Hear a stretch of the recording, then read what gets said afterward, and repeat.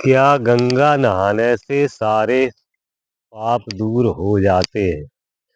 एक बार माता पार्वती जी ने शंकर जी से कहा कि महाराज ये बताएं कि जब जब पर्व पड़ता है, कुंभ पड़ता है या शिवरात्रि पड़ती है, तो लाखों की संख्या में लोग गंगा नहाने के लिए जाते हैं। तो इससे तो ये मालूम होता है कि आप लगता है कि आपके भक्तों की संख्या दिन प्रतिदिन बढ़ती जा रही है। इस पर भोले बाबा ने कहा कि देवी, ऐसा कुछ नहीं है। भक्त तो एक दो ही होंगे इस लाखों की भीड़ में। ये तो सारे लोग अपने मन का भ्रम दूर करने के लिए जा रहे हैं। तो माता पार्वती को शंकर जी की बातों पर विश्वास नहीं हुआ। उन्होंने कहा, ये स्वामी आप क्या कह रहे हैं? ऐसा कैसे हो सकता है? इतने लोग जा रहे हैं, आप कह रहे तो नहीं मानते हो। तो भोले बाबा ने कहा कि देवी, अगर आपको विश्वास नहीं है तो आप चल कर देख लें। तो पार्वती जी और बाबा भोलेनाथ दोनों ने अपना भेष बदला और मृत्युलोक के लिए रवाना हो गए। और मृत्युलोक में जाकर के वो उस जगह पे बैठ गए जाकर के जहां से लोग गंगा स्नान के लिए लाखों की संख्या में जा रहे। जब भीड़ को देखा तो माता पार्वती जी विस्मित हो गई कि इतने सारे लोग जा रहे, तो इसमें से 1000 2000 लोग तो ऐसे होंगे ही जो भगवान के पक्के भक्त होंगे। बाबा भोलेनाथ ने एक 70 80 वर्ष का बुड्ढे का वेश बनाया और माता पार्वती जी ने एक 20 22 साल की कन्या का वेश बनाया।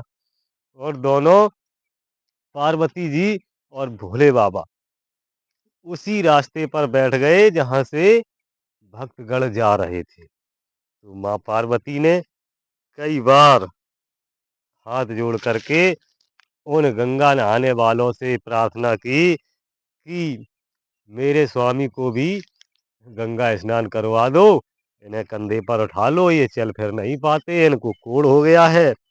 लेकिन किसी भी भक्त ने ये बात नहीं सुनी, उल्टा पार्वती जी से कहने लगे, क्यों उस बूढ़े के पीछे पड़ी हुई हो?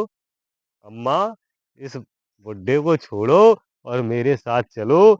मैं अब इस बूढ़े में रखा ही क्या है, मैं आपको सारी सुख सुविधाएं प्रदान करवाऊंगा।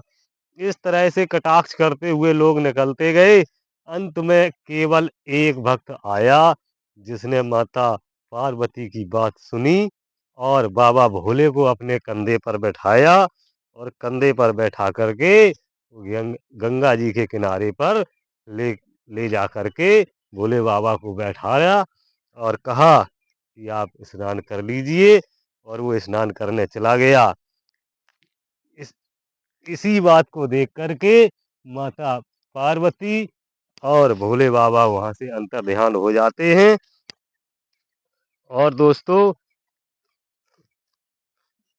भोले बाबा ने माता पार्वती से कहा, देखा देवी, केवल एक ही भक्त इन लाखों में निकला है, तो केवल गंगा नहाने से कुछ होने वाला नहीं है।